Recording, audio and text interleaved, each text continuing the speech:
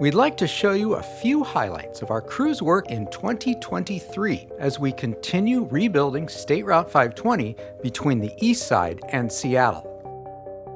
We'll also look ahead at our remaining work in 2024 and beyond as we improve this key urban highway.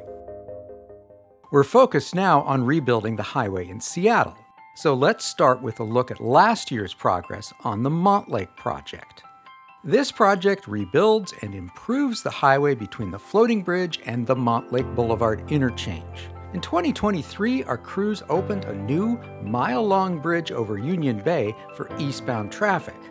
They also completed much of the rebuild of Mont Lake and Lake Washington Boulevards to improve traffic flow through these busy arterials. And crews built much of the new direct access ramps that buses and carpools will use to get to and from the Mont Lake Lid. Looking ahead, we expect to finish Mont Lake project construction later this year. That includes the new 3-acre Mont Lake Lid, the Lid's Regional Transit Center, and a new bike and pedestrian bridge over 520 east of the Lid. We'll also install extensive landscaping, as you can see in this rendering. It also includes the extension of the 520 trail with a bike tunnel under Mont Lake Boulevard. Now let's look at a project that builds better connections between SR 520 and Seattle's bustling South Lake Union neighborhood using the I-5 express lanes. Over the past year, our crews made great progress on building a reversible bus and carpool ramp at the 520 I-5 interchange. Moving south, the project also includes widening the express lanes from 4 to 5 lanes and building a reversible ramp to and from the express lanes at Mercer Street. Now there's one caveat. The reversible transit and HOV ramp at the I-5 and 520 interchange won't open to traffic until after we've built a new Portage Bay Bridge. This delayed opening will give our Portage Bay crews room to build another lid over SR 520, this time between Roanoke Park and North Capitol Hill. So let's take a quick look at that upcoming Portage Bay project.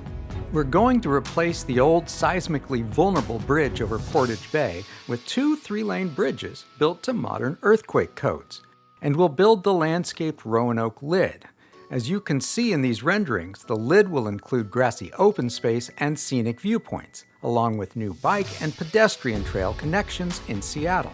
We opened contractor bids last fall for this 6-year project, but the bids came in much higher than we'd expected. So we're working with the legislature and the governor's office to address this budget challenge.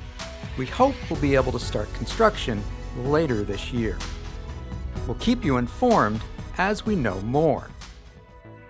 All of our projects are committed to giving small companies owned by minorities, women, and veterans an equitable share of our work building and maintaining the state's multimodal transportation system. These diverse and small businesses reflect our communities and provide unique skills and knowledge that are instrumental to our project's success. In 2023, the 520 program paid 20 new subcontractors representing diverse, underrepresented companies. Since the start of our reconstruction efforts, we've paid more than $313 million to 173 subcontractors. And finally, we'd like to thank you for your patience as we rebuild the 520 corridor. We know it's not easy to live near or drive through a construction zone for so long.